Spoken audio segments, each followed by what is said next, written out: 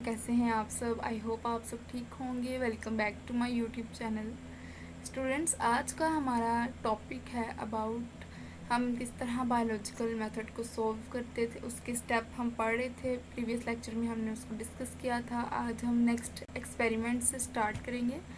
हमारे कुछ पॉइंट्स रहते थे, उनमें सबसे पहला है एक्सपेरिमेंट्स एंड फिर समराइजेशन ऑफ द रिजल्ट। तो एक्सपेरिमेंट में क्या होता है कि जैसे कि हमने पहले पढ़ा कि किस तरह हमें जो साइंटिस्ट हैं वो एक डिडक्शन निकालते हैं, किस तरह एक स्टेटमेंट टेंटेटिव स्टेटमेंट से डिडक्शन निकाली जाती है, फिर उसी डिडक्शन को लेते हुए एक्सपेरिमेंट्स किया जाते हैं।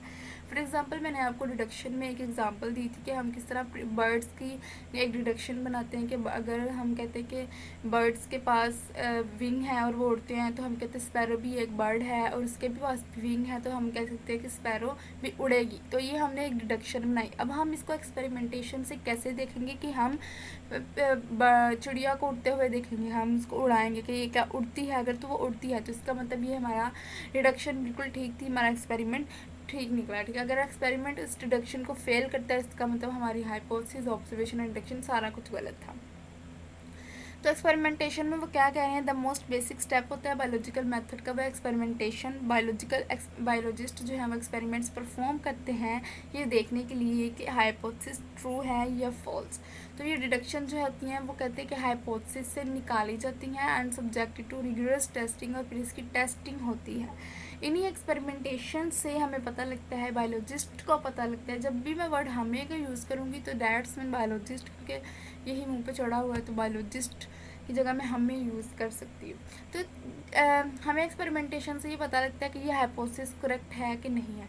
अगर तो इनकरेक्ट होगी हाइपोथेसिस तो वो जो है वो are rejected and one which prove correct is accepted. के अगर तो वो रिजेक्ट हो जाएगी तो हम उसको रिजेक्ट कर देंगे, अगर एक्सपेरिमेंट उसको करेक्ट कहता है तो हम उसको एक्सेप्ट कर लेंगे। जो एक्सेप्टेड हाइपोथेसिस होती है वो फर्दर प्रोडिक्शन से गुजरती है, फर्दर उस पर क्वेश्चंस होते हैं, फर्दर टेस्ट होते हैं ताकि उसकी वैलिडिटी चेक की जाए। अब अगला स्टेप होता है समराइजेशन ऑफ द रिजल्ट। अब हम रिजल्ट को कैसे समराइज करते हैं। अब कहते हैं कि बायोलॉजिस्ट जो है वो गैदर करते हैं एक्चुअल या क्वांटिटेटिव डाटा। एक्सपेरिमेंटेशन से ना डेटा क्वांटिटेटिव और एक्चुअल डाटा लेते हैं, ड्रॉन करते हैं उसमें से, फिर data of each group are then average and compare statically. अब फिर वही डेटा जो है वो उसके ग्रुप बना के हम उसको कंपेयर करते हैं। ठीक है, हम उस कंक्लूजन को निकालने के लिए बायोलॉजिस्ट यूज़ करते हैं स्टैटिक एनालिसिस। ठीक है, तो स्टैटिक एनालिसिस में क्या होता है basically,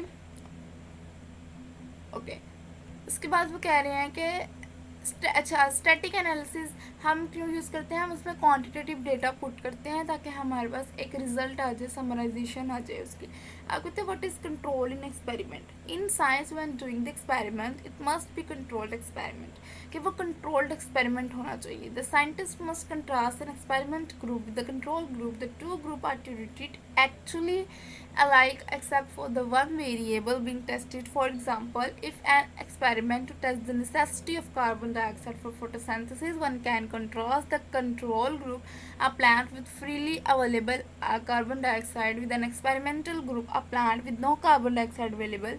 The necessity of carbon dioxide will be proved when photosynthesis occurs in the control group and does not occur in the experimental group.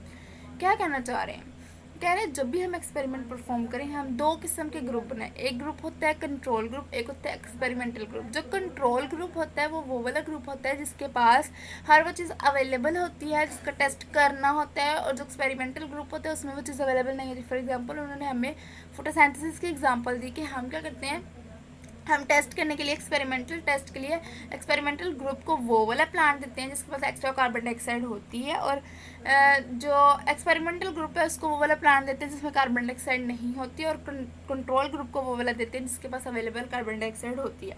अब वो कहते हैं कि जब भी हम टेस्ट करते हैं तो तब क्या होगा, जब हम टेस्ट करेंगे तो वो वाला ग्रुप जो कार्बन डाइऑक्साइड है वो कह रहे हैं कि the necessity of carbon dioxide will be prove and photosynthesis. जब फोटोसिंथेसिस होगी कंट्रोल ग्रुप में लेकिन एक्सपेरिमेंटल ग्रुप में नहीं होगी, इसको हम कंट्रोल इन एक्सपेरिमेंट बोलते हैं।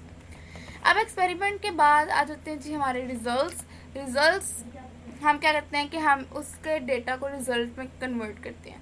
फॉर एग्जांपल कहते हैं कि बायोलॉजिस्ट पब्लिश करते हैं उनकी फाइंडिंग को in scientific journals and book, in talk eight national international meetings, in seminars at college and universities, ताकि हर जगह ये बात पता लग सके, और फिर पब्लिश करते हैं उनके रिजल्ट को। एसेंशियल पार्ट होता है साइंटिफिक मेथड का। It allows other to verify the result और apply the knowledge to solve other problem. फिर क्या होता है कि या तो कुछ लोग उसको गलत साबित, अब देखें अगर हमारे पास रिजल्ट आ गए ना, रिजल्ट का मतलब होता है ये एक थ्योरी बन गई है, फिर अदर पीपल भी इस थ्योरी को गलत प्रूव करने की कोशिश करते हैं। अगर वो कर पाते हैं तो ठीक है, क्रॉस। अगर वो नहीं कर पाते तो ये एक लॉ बन जाता है, ठीक है। Law can never be changes. फिर आ जाते हैं नेक्स्ट। यहाँ तक हमारा ये सॉल्विंग अ बायोलॉजिकल प्रॉब्लम इतना ही टॉपिक था। सो नेक्स्ट टॉपिक हम नेक्स्ट लेक्चर में डिस्कस करेंगे। तब तक के लिए अल्लाह हाफिज़। अगर आप मेरे चैनल पर नए हैं तो चैनल को सब्सक्राइब करें, वीडियो को लाइक करें और आगे फ्रेंड्स तक शेयर करें। जज़ाकल्लाह, अल्लाह हाफिज़।